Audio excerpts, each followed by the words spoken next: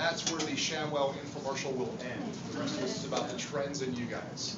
Thank you for the generous introduction.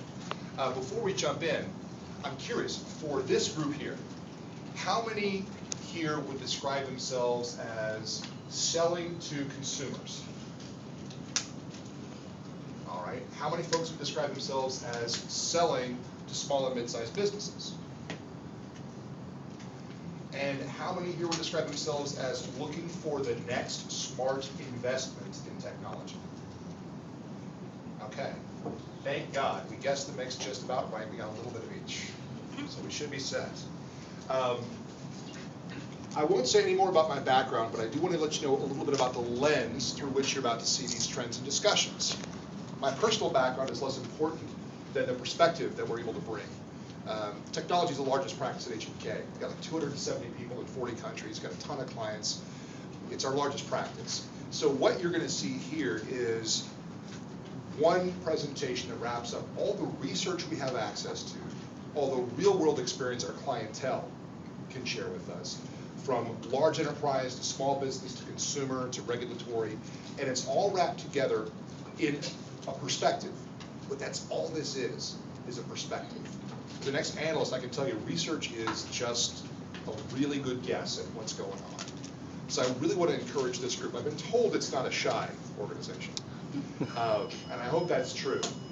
The presentation is something we're going to share with you afterwards, so it's okay if we don't get to all the data slides in the end. You're going to get the data, and it's designed that the squishy, debatey stuff is up front, and the self-explanatory data is in the back half.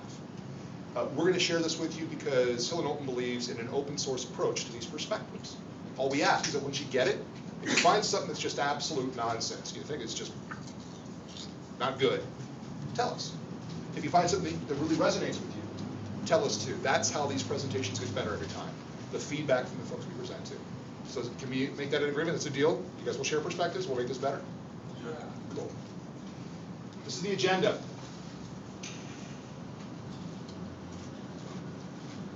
Now's your chance to tell me which areas you'd like to spend more time on than others. Again, realizing you're going to get all of this. I have 25 slides, I think, altogether. Is this a pretty good mix? Okay. Consumer trends. Consumer trends, we do social media, those two?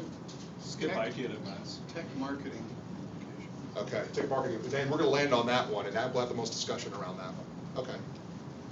Well, again, I'm encouraged. We guessed about right. That's where most of the conversation and the materials are prepared. So I think we'll do well. And the discussion is around whether or not we're in a double dip, a triple dip, a quadruple dip. The point being, in order to actually affect the economic recovery that we need, we would need to produce more than we are capable of consuming without getting sick. This is not about a straight-ahead recovery and making more. This is about displacement. This is about new models taking over old models. What we're selling now and making money at now is taking the place of something else we used to do. That generalization holds through, we find, across B2B and consumer markets. So if you're selling something disruptive, truly innovative and new, one of the first things you have to ask yourself when you're marketing yourself is, what is it we're not doing anymore? What am I displacing? Who's threatened by that? The most simple example is outsourcing and offshoring. Okay, makes a lot of economic sense and is politically suicidal right now to endorse. On paper, makes a lot of sense. That's the most obvious form of displacement, but even cloud computing. There's a lot of big iron out there, big racks that may or may not get sold once cloud computing takes hold. Clean energy, alternative renewable energy, another example of displacement. So that's one of the things we want to get to at the end. Economic recovery happens when we get displacement right and when we balance it intelligently. See, we're going to start with this high-level squishy stuff. We'll get down into some topics toward the end. One of the biggest patterns we're seeing across all the sectors is the balance between innovation and ingenuity. So if you'll permit me, we're defining innovation in a very specific way here. Inventing something that wasn't there before, like the wheel. pretty cool. But a big stone wheel by itself isn't doing a lot of good for a lot of people. Now, if I take that wheel and I slap it on a stick I already had, and I put a box I already had on top of the stick, I've got a cart. That's ingenuity. Putting pieces I've already got together in new ways. It's going to help me out. In times of surplus, you see spikes in innovation. You know, the gizmos, the gadgets, the wizardry of technology. In times of want and scarcity, it's ingenuity. And if you look at the technology sectors that are taking off the most right now, you're seeing ingenuity in action. So innovation is, I have an accelerometer. I can put it inside of a mobile device, and now I can tilt my phone and play a marble game. It's pretty cool. Or transparent aluminum. Any Star Trek fans in the audience, by the way? Thank you. So transparent aluminum is an invention that was inspired by a 1980s Star Trek movie. They saw it on screen and said, we want to try that. So what transparent aluminum is, it's a material that is clear and has physical properties so strong and resilient that they have to rewrite some physics books as a result. Now to create it, they have to expend so much energy, it's not really worth it yet. We'll get that sorted out. Transparent aluminum actually rewrites the laws of architecture, physics, transportation. It's amazing. Check it out on Wikipedia. Some amazing stuff going on there. Okay, can I sell transparent aluminum today? No. Am I going to invest in it this year? No. But it's good to know it's out there. But ingenuity. Social networking.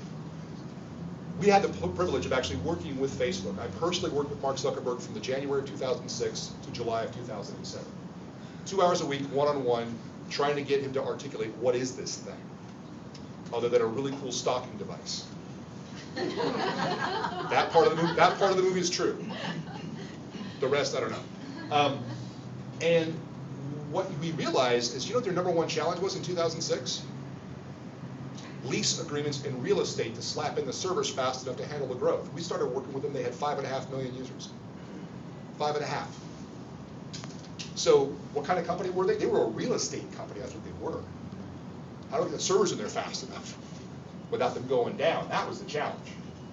But all they were doing was taking existing parts and putting them together in new ways. I mean, you saw their web interface. Did they invent a new kind of graphic design? What did they invent? They tapped into human curiosity, servers, and web connections that were already there. The innovation came when they launched platform and then let developers do what they want to do. So cloud computing, same thing. What did we really invent? Now we've tweaked some standards. We've agreed to play by certain rules. We have a common language, if you will, that we're using to make it more usable. What was invented? We're making better use of what we've got. Mobile app stores, clean tech, the list goes on. So I just want to invite you to ask yourselves, whatever business you're launching, investing in, partnering with, whatever your story is, look for the ingenuity more than the innovation, because that's the compelling story these days. Make sense? I'm going to pause for breath on that. Any questions, comments from the side? You talked about transparent aluminum, but accelerometers are a very old technology. Can you just, while you're pausing for breath, Sure. talk about what you see there? The miniaturization of the technology is impressive. Accelerometers have been around for a long time.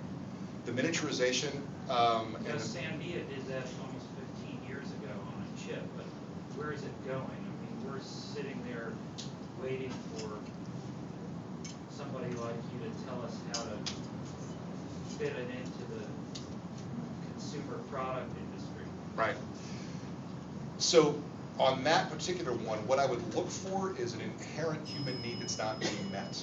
The problem with the accelerometer is it's associated with the tilt-a-marble game or driving games. The problem is we've trivialized the technology with its first popular application. And if you look at the wave of hype that comes through from new things, games are one of the first things that you do as a human species with a new technology. You play with it until you actually see what it can do.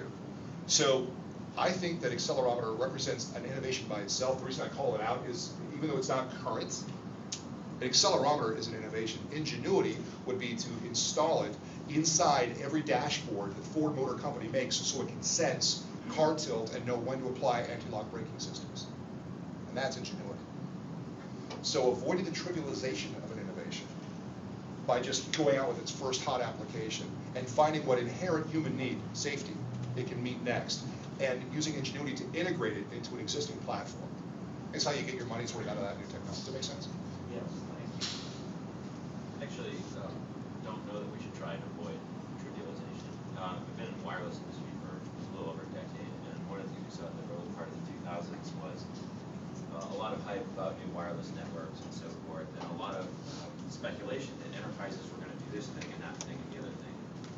In fact, what drove it was the trivial consumer applications. They drove excitement, enough adoption to drive down prices and so forth, and only Yes. much later did enterprises come along and admittedly then apply a lot of ingenuity to think about how they could improve their workforces, better their profit margins and all that. But I wouldn't take too aggressive an approach to sort of saying, hey, let's play with these things first, and then we'll figure out how they actually add societal value later.